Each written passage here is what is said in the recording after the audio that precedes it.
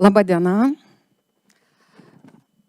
Labai ačiū, kad esate šiandieną čia, kad pasirinkot ateiti čia, tuo metu, kada ką tik įvyko lygiadienis, kada žemėje nusistovėjo pusiausvyra. Noriu dar pasveikinti kolegas, astrologus su mūsų profesinė šventė, kuri ką tik buvo. Ir bandysiu apjungti astrologiją su psichologija šiandieną, bet dabar mūsų tema yra tokia, gaunasi dvi temos. Ir visų renginių buvo parašyta ir kelias į vidinę visatą, ir į ką atsiremti neapibrėžtumo laikais. Tai mano turbūt pagrindinė bus žinutė, ieškosim gal kartu su jumis, į ką atsiremti šitais laikais. Nes gyvenam ypatingų laikų. Tokio laiko dar nebuvo pas mus. Laikas, kada griūva pasaulis, kuriasi naujas pasaulis. Koksai tas naujas pasaulis? Kokie jo veidai, dar nelabai suprasti. Kaip viena mokslininkė, rusų neuromokslininkė, Tatjana Černigovskaja sako, dabar vyksta civilizacijų kolapsas. Tai yra, keičiasi civilizacija. Dabar, kaip jinai pavardino šitą laiką, kad dabar mes perinam tarsi į kitą planetą. Kur mes nueisim, nelabai aišku. Aš bandysiu labai trumpai per astrologijos prizmę pažiūrėti, kur mes dabar, kas dabar vyksta. Kas įvyko šitam pasaulyje. Ir turbūt pradėsiu, pamiršau, kad turim pultelį. Pradėsiu nuo to laikmečio, kada prieš 6 metus įvyko tai, ko taip pat niekada nėra buvę mūsų pasauliu, bent kiek aš pati gyvenu.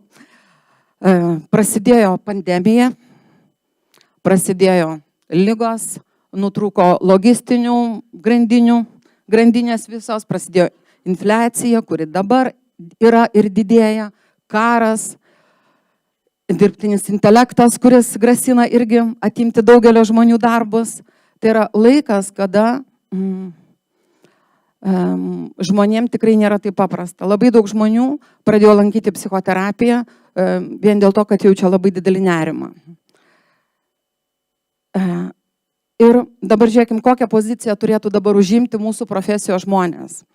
Yra labai paprasta dabar gazdinti, rašyti, kad bus karas ar bus 3 pasaulinis, ką ir daro tikrai daugelis astrologų.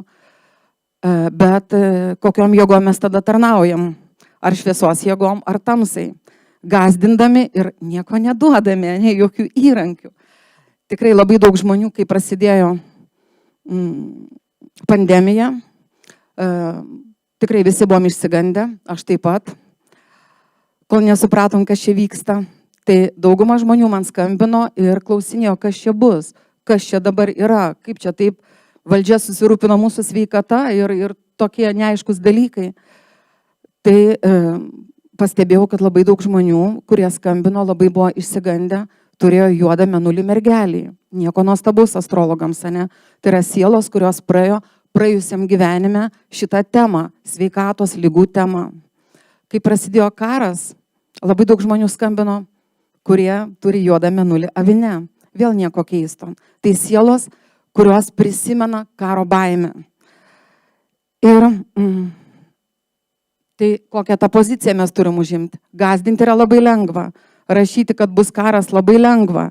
Tikrai astrologai, matysit, mes turim labai daug galimybių pamatyti, kas dabar vyksta, kas ten danguje.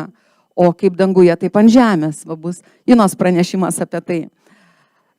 Bet jeigu mes užimsim tą poziciją gazdinti, tikrai mačiau, kai prasidėjo karas ypatingai, dauguma tų, kurie man skambino, klausėsi astrologų, kurie sakė, kad bus Lietuvoje karas ir patys išvažiavo iš Lietuvos. Tie žmonės labai greitai pardavinėjo butus, pirko užsienio, vaikus vežėsi. Ta prasme, panika buvo didžiulė. Tai ką aš pati mačiau. Aš sakiau, aš nematau jokio karo Lietuvoje, bet žmonės klauso tų, kurie labai garsiai kalba, ne?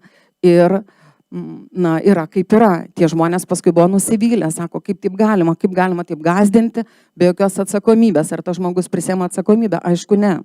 Užtat mano matymas yra visų tų dalykų. Taip, mes galim daug ką numatyti, bet turbūt labiau mums reikia stiprinti savo suvokimą, ne kas mes čia tokie esame, ką mes darom štai žemėje.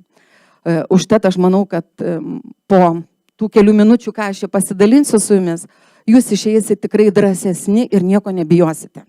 Jokių baisių laikų nebijosim. Tai mano būtų toksai pasiūlymas, kad įkvėpkime, švieskime žmonės ir nieko tikrai negazdinkim. 2019 metai, spalio 18, likus porai mėnesių iki pandemijos, įvyko New York'e konferencija, kuri pavadinta buvo Įvykis 201. Šitos konferencijos metu buvo aptariama, kas bus pandemijos metu, kaip viskas vyks, kaip bus uždaromos miestai, šalis, kaip bus uždaromas transportas, ypatingai aviacija visa, kaip bus ligoninių karantinai, kaip vyks visa karinė visa sistema, kaip kontroliuos, kaip žiniasklaida kontroliuos visus socialinius tinklus ir aišku apie visą skiepus. Viskas buvo aptarta prieš porą mėnesių. Ir ar mes galėjom astrologiškai pamatyti, kas tai įtakojo? Gerai, tegu būna jau kita skaidrė. Tuo metu danguje Neptūnas buvo susijungęs su juodu mėnuliu žuvyse. Tokia pozicija gali būti vieną kartą į 165 metus. Šita pozicija duoda, kada tuo metu gali atsirasti daugybė visokių melų susijusių su lygom, su farmacija. Mes dar atsimenu su mokiniais juokavom, kad dabar bus prikurta labai daug narkotikų. Taip, nes šitas ženklas ir šita planeta už tai ir atsako. Ir paskui po kiek laiko teko skaityti, kad tikrai atsirado labai daug sintetinių naujų narkotikų. Bet atsirado ir kiti baisus dalykai, ne ką mes išgyvenom, ką praėjom. Toliau sekė kiti įvykiai, lockdownai pirmieji. Kada viskas buvo uždaryta, tai danguje kas buvo? Saturnas susijungė su Plutonu Ožiaragio ženkle. Irgi tokia pozicija gali būti vieną kartą į 248 metus. Tai buvo sustabdyta daugelio smulkių įmonių veikla, verslai sužlugdyti ir tuo metu buvo labai transformuojama žmogaus vertybių sistema. Prisimenam tą garsųjį šūkį, kad geri vaikai tėvų nelanko. Ne? Kaip mus veikia tie, kurie valdo šitą pasaulį. Ne? Toliau 2022 vasario 24 prasideda karas, Rusija užpuola Ukrainą. Tuo metu per jaučio ženklą eina kylantis mėnulio mazgas, kuris susijungia su Algolio žvaigžde, kuri yra pati pikčiausia žvaigždė, atsakinga už didžiausią blogį visatoje. Jinai gali iššaukti masinės žudybės, katastrofas. Na, žodžiu, viską patį baisiausią griovimą. Ir Ukraina yra po jaučio ženklu. Ukrainiečiai astrologai dar prieš tai, daug metų prieš tai buvo kalbėję apie tuos įvykius, kad jie gali vykti. Tai dabar žiūrėkim, kas vyksta, kada mes dabar išgyvenam tokį sudėtingą laiką. Kodėl, kaip sakau, mūsų tikslas yra vis tiek kalbėti su žmonėmis, drąsinti juos ir turbūt aiškinti, kad mes gyvenam pasaulį, kuriame nieko nėra bereikalo, nieko nėra atsitiktinio, viskas turi savo prasmę. Tik tiek, kad tuo metu, kada žmonės yra tiek išsigandę, kas vyksta žmogaus psichikoje. Mūsų visas laukas, mūsų visa nervų sistema, smegenys, visa mūsų psichinė energija susitraukia. Pavaizduota kreivė, ne kreivė, pavaizduota, čia galim sakyti tokią vibracijų energiją, kaip mes esam kaip sielos, mes turim apie save aurą, tą savo subtilų kūną, kuriame viskas vibruoja, visa energetika pas mus yra vibruojanti, ir kada mes gyvename baimėje, tai kur mes patenkam? Mes patenkam į šitą lygmenį, baimę. Žiūrėkit, mes gyvenam tada apačioje, mūsų visa sąmonė, visa energetika yra susitraukusi. Ką galim sukurti, kaip galim gyventi, kada mes esam tose bangose. Tai visų tų, kurie valdo šitą pasaulį, taip, kaip jos galim būtų pavadinti pasaulio architektai, nežinau, daug yra ten tų pavadinimų, ne, bet pavadinkim pasaulio architektai, tai ta grupelė milijardierių, kurie nebežino, kaip žaisti šitą gyvenimą, kaip kokius žaidimus sugalvoti. Va, jie kuria dabar tokias situacijas. Ir gaunasi, kad tuo metu žmogus jisai negali gyventi ramiai, jam yra labai sunku eiti tą tokią ramybės būseną, jau sunku kalbėti apie tą nušvitimą, apie taiką, apie džiaugsmą, apie meilę, apie tas energijas, kur baimiai neįmanoma ten patekti. Vadinasi, mūsų visų užduotis yra nepasiduotai baimiai, pasižiūrėti tai kaip į spektaklį. Vyksta dieviškas spektaklis, paskui galėjus suprasit labiau, kodėl taip dabar yra. Bet tai yra, mūsų sielos pasirinko ateiti šituo metu. Mes neturim niekam jokių pretenzijų turėti. Mes patys nusprendėm ateiti čia ir praeiti savo patirtį, ne? Taip, kad mūsų tikslas yra vis tiek, kas bebūtų, kelti savo sąmonės energiją į viršų, ne? Nes tai liečia viską. Tai liečia mūsų mintis, mūsų emocijas, ne? Mintis, emocijos, jausmai, veiksmai, kuria mūsų likimą. Mes neturim kitų įrankių. Tai jeigu mes dabar pasiduodam, klausom žiniasklaidą, kaip yra baisu, čia karas, čia tuoj kainos kils, ne, ekonomika prastės. Mes jau praėjom ligas, praėjom karą, laukia dabar chaosas, kuriame dar visko bus. Taip, kad turim žiūrėti, kaip sakau, geriau atsitraukę kaip į spektaklį ir gyventi savo gyvenimus. Daryti, ką galim geriausiai padaryti. Įsivaizduoti, kad dabar mes praeinam visi kartu 8 būsto energijas arba skorpiono energijas. Skorpiono energijos duoda labai daug galimybės užaugti. Žiūrėkim, situacijos, kada žmogus papuola į kažkokią ekstremalią situaciją, labai dažnai žmonės paskui sako, aš paaugau labai. Kada išgyvena krizę didelę, irgi žmonės sako, aš paaugau. Jeigu ne ta problema, aš dabar nebūčiau ten, kur esu, ne? Tai vat mes taip pasižiūrėkime tą situacijas, kad, ačiū Dievui, gyvenam Lietuvoje, nieko nėra, tokio baisaus ir nebus, tikėkimės. Va, tai niekas mums nemaišo vis tiek daryti savo darbus, gyventi, džiaugtis ir kurti. Ir Biblijoje yra pasakyta, ieškokime Dievo karalystės. Kas ta Dievo karalystė? Kad jinai panaši į mažą sėklą, kaip garstyčios grūdą, iš kurios gali išaugti didelis gražus medis, kuriame paukščiai suks savo lizdus. Tas garstyčios grūdas ir yra tai, ko mes ieškom. Iš tikrųjų, ko mes ieškom, eidami pas astrologus, pas psichologus, ne? Visur mes einam, ieškom savęs, ieškom to savo sielos dalelės arba tos dvasinės savo energijos, kurią mes turim čia per gyvenimą užsiauginti ir išeiti, paaugus iš šito gyvenimo. Žiūrėkim, vaiką nuo pat mažens mokina žiūrėti į išorę. Vaikui duoda barškutį, mama sako, žiūrėk, kas čia.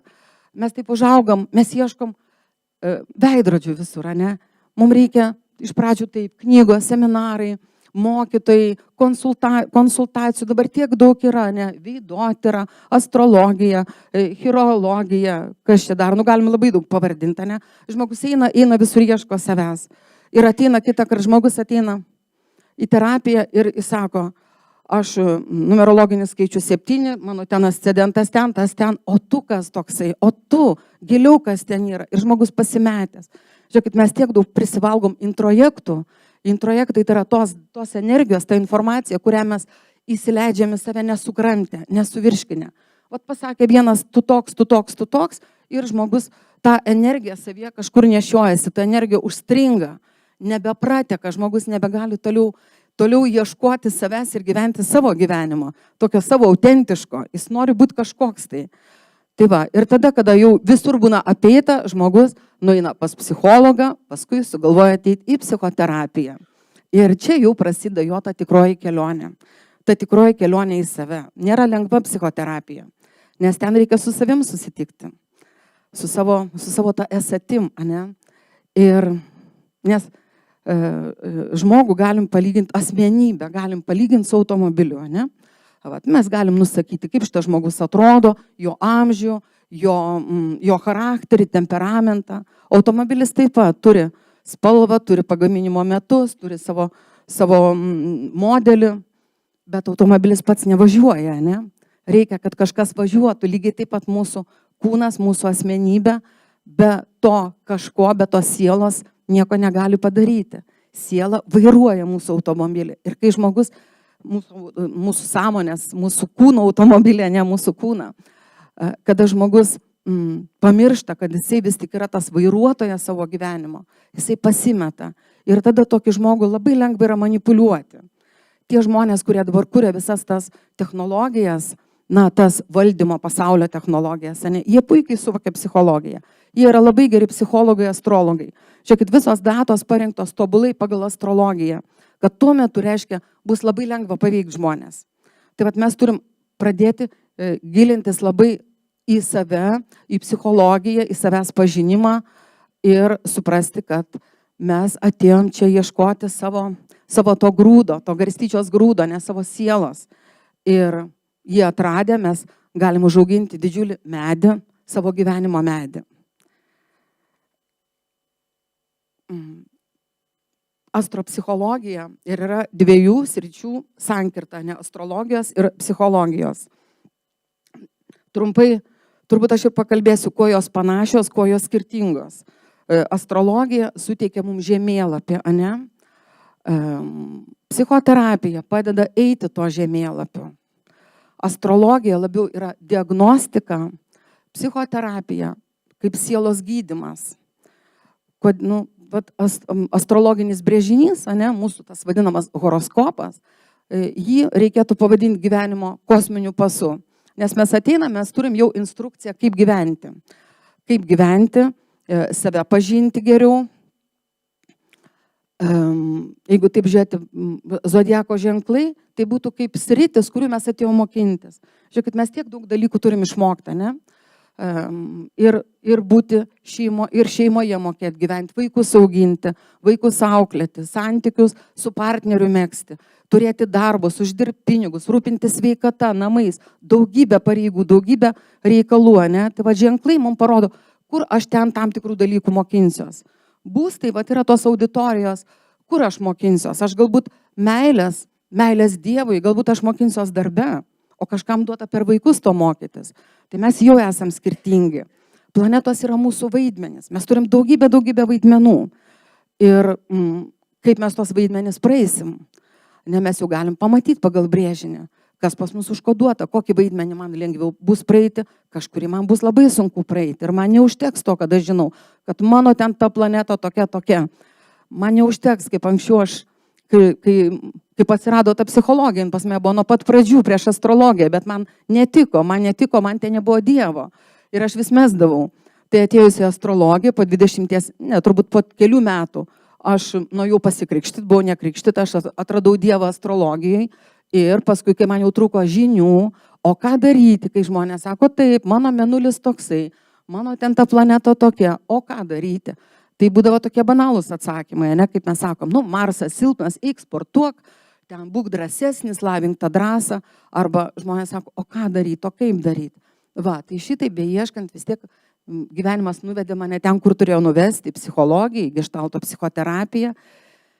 Ir dabar žiūrėkim, kuo skiriasi tos dvi sistemos. Gal pirmiausiai pasiremsiu tokiais autoritetais, nes atėjusi į psichoterapiją, aš sužinojau, kad daugybė psichoterapeutų naudoja astrologiją. Ir vienas iš tokių žymių labai asmenybių, tokių iškelių žymių asmenybių, gydytojas, psichiatras, analitinės psichologijos įkūrėjas Karlas Gustavas Jungas, kuris taikydavo astrologiją. Ir jis yra sakęs, kad kai rašė knygą apie charakterį, apie temperamentą, kad visur ieškojo informacijos ir Eurika, jam pasisekė astrologijai. Paskui jis yra sakęs, kad ateis laikas ir astrologija pasibels į universitetų duris. Kažkada jinai buvo universitetuose. Ir dar jis yra pasakęs, kad 20 gimimo brėžinio išanalizavimas atstoja 20 valandų terapijos. Ta dabar patvirtina mano klientai, kurie ateina iš pradžių į terapiją, o paskui pasiprašo brėžinio horoskopą išnagrinėti. Jie sako, taigi nuo to reikėjo pradėti. Mes šitiek ilgai ieškojom mano tų visų baimių, šešėlių, o ten viskas parašyta. Bet kiekvienas žmogus yra skirtingas. Ne? Yra sielos, kurios negali prieiti prie astrologijos, kur atrodo ne. Kitos sielos netiki psichologija. Tai va, prasme, žmonės turi galimybę pasirinkti. Nes iš tikrųjų, kur mes beieškotume, mes visur ieškom savęs. Ir taip žiūriu laiką, kad spėčiau. atspėčiau. Aha, kelios minutės. Gerai, labai trumpai aš turbūt susakysiu, vat, skirtumai, pliusai galbūt astrologijos ir psichologijos. Turbūt pats didžiausias astrologijos pliusas yra tai, kad jinai kalba apie sielą, apie tą dvasinį mūsų lygmenį. Ir Radiaras, psichologas ir astrologas, kuris jau prieš daug metų rašė knygas ir mokė, jisai sakė, kad žmogui suvokimas, kad yra karma, kad yra reinkarnacija, priduoda daug didesnį sąmoningumą. Žmogus jau suvokdamas, kad tai, kai jis dabar daro, jis kuria savo likimą. Kiekviena diena mūsų yra jau indėlis į naują ateitį mūsų. Ir žmogus tampa daug sąmoningesnis, atsakingesnis, savo veiksmus, pasirinkimus vertina daug sąmoningiau. Tai čia yra toksai, pliusas didžiulis. O tai, kad žmogus gauna tikėjimą, kad jis yra amžinas, kad jis yra siela, kad jam nereikia draskytis, jeigu šitam gyvenime jam kažko nepavyks, būti milijonierium ar būti modeliu kokiai merginai, kad dar bus to laiko, dar siela ateis ir pasirinks kitus vaidmenis. Jis dabar turi savo vaidmenį, suvaidinti, atlikti kiek įmanoma geriau. Ir tai irgi duoda tokios ramybės žmonėms. Turbūt minusas, dar grįžtant prie reinkarnacijos, teko klausyti mokslininkės, jau minėta mano mokslininkė, neuromokslininkė Černigavskaja Tatjana. Jinai pasakojo, kaip jinai buvo susitikime su Dalai Lama ir jinai Dalai Lamos paklausė apie reinkarnaciją. Kur yra įrodymai, kad yra reinkarnacija? Duokit įrodymų.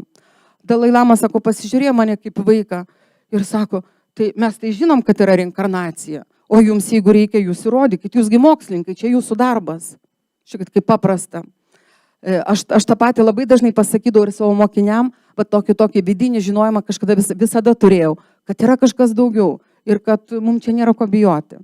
Tai va tas tikėjimas yra dar išlikęs, matomai, iš tų praėjusių gyvenimų. Labai trumpai, aš nepaglau, kad čia tiek laiko nedaug turim. Gerai. Yra tokia kosmologinė sistema, senai sukurta, nes astrologija turi daugybę metų, ne? Vieni datuoja 7000 metų, kiti duoda mažiau.